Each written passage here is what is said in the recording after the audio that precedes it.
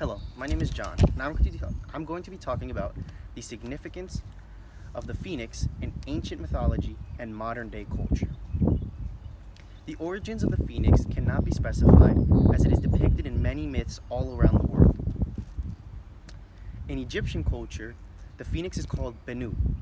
Benu is the god who is involved in creating the universe. He is worshipped alongside the likes of Ra. The phoenix is a symbol of immortality and rebirth. The phoenix was put on amulets and given out as gifts.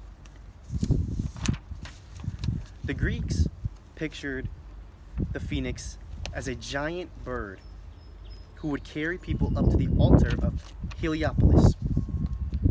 The phoenix would fly into our mortal world around the Mediterranean and gather resources for 500 years to build its nest. Once its time was up, it would set itself on fire, and from its ashes, its children would arise to continue the life cycle. In Chinese culture, the phoenix was the mightiest of all birds.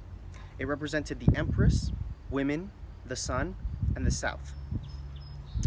When the phoenix was spotted, it meant a wise and powerful new leader had gained the throne, and an era of prosperity and wealth was to come.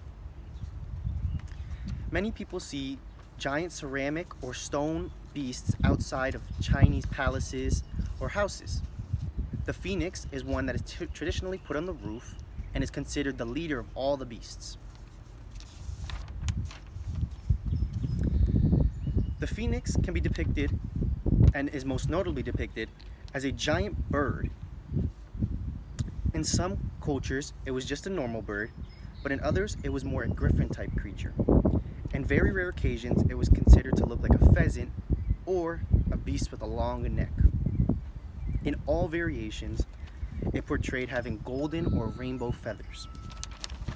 One of the most famous tales of the phoenix is a Russian myth of Ivan Tsarevich, the firebird and the gray fox. Ivan is like the hero's journey, but for a Russian folklore. Ivan's father kept an orchard, and a beast would come and steal from them. Ivan set up traps to try to find this bird, the monster, which would take away their stuff. The bird manages to get away after a few tries, but he's left one feather. Ivan reports everything to his father, and they get help from the gray wolf. They end up capturing the bird, and on the return, the bird is put into a golden cage and a horse with a golden mane. The story ends with Ivan keeping the bird, but eventually the phoenix is released. Modern day culture and social significance of the phoenix is presented all about, from religion to pop culture. The most notable is the phoenix and Christ and Christianity. Christ is basically a phoenix. As when they both die, it takes about 3 days for them to be reborn. Early Christian tombs and tablets have depictions of the phoenix, as it shows that death isn't the end, but only a new beginning. Like I said, not only does it appear in religion, but in pop culture. We see the phoenix appear many times in Harry Potter's stories and movies.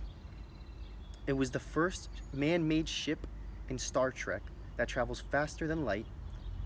It is the nickname of one of the strongest mutants in X-Men, and one of my favorites. It is the inspiration for the Pokemon Ho-Oh. I hope that all this information on the phoenix has helped you get a greater insight on not only ancient mythology, but modern day culture. Thank you.